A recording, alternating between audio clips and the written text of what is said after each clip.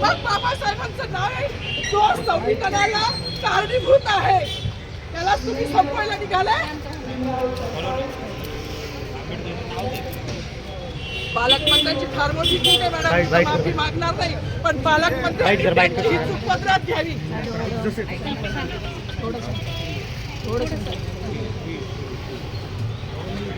मला मीडियाशी घेणं नाही मॅडम, मला सस्पेंड केलं, मी वाळूचे गाड्या उपसी, मी माती काम करीन, पण बाबासाहेबांची ओळख पुसून येणार नाही. मला सस्पेंड करायचं करू शकता मॅडम. बाबासाहेबाला संपवायचं काम करायचं नाही. 26 जानेवारी 15 ऑगस्ट मध्ये मी नाही मानत, पण लोकशाही मॅडम तुम्ही सुद्धा संविधानामुळे आहात. पालकमंत्री सुद्धा पालकमंत्री संविधानामुळे आहे. कोणताही जाती भेट नाही, सगळी समानता त्यांनी दिली आहे. बाबासाहेबांचं नाव आता तरी भाषणात येईल, मग तरी भाषणात येईल.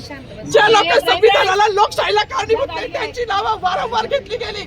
मग जो संविधानाला कारणीभूत आहे तो प्रजासत्ताक दिनाचा जो मानकरी आहे त्याचं नाव भाषणात का नाही?